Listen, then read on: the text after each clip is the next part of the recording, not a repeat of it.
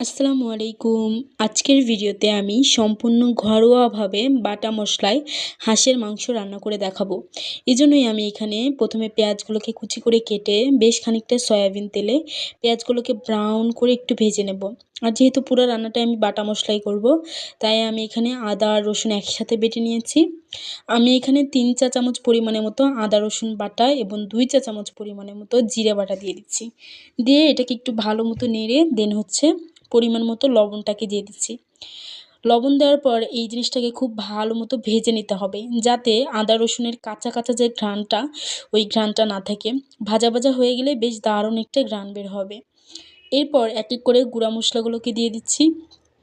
প্রথমেই দিয়ে দিচ্ছি ধনিয়ার গুঁড়ো 1 চা চামচ, 2 চা চামচ পরিমাণ শুকনো মরিচের গুঁড়ো, 1 চা চামচ পরিমাণ হলুদের গুঁড়ো।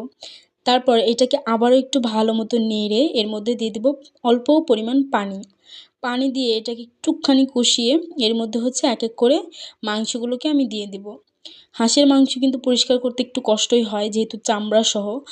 আর হাঁসের চামড়ায় অনেক ধরনের পশম থাকে।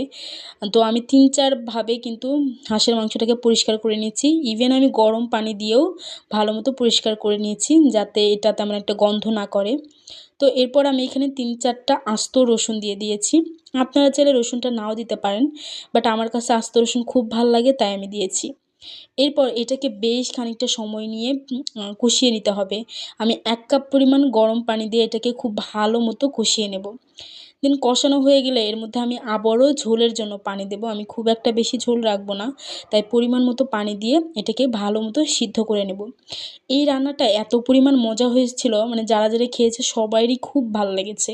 আর আমার কাছে তো মনে হয়েছে দিস ইজ দ্য বেস্ট। যাই হোক, এরপর রান্নার একদম শেষ পর্যায়ে আমি উপর দিয়ে একটু গরম মশলার গুঁড়ো আর জিরার গুঁড়ো ছিটিয়ে দিচ্ছি। এতে রান্নার টেস্টটা খুব ভালো আসবে। তো এই তো আমার রান্না কিন্তু একদম হয়ে গেছে, আর এটা খেতেও খুব ভালো লেগেছিল। আপনারা একবার ট্রাই করে দেখতে পারেন এইভাবে, আশা করি ভালো লাগবে খুব। তো আজকের ভিডিওটা কিন্তু এই পর্যন্তই। আর আমার ভিডিওটা ভালো লাগলে আমার চ্যানেলটা সাবস্ক্রাইব করে দিতে পারেন। এই তো দেখতেই পাচ্ছেন আমি একটা বাটিতে বেড়ে একটু পরিবেশন করে নিলাম। তো থ্যাঙ্কস ফর ওয়াচিং।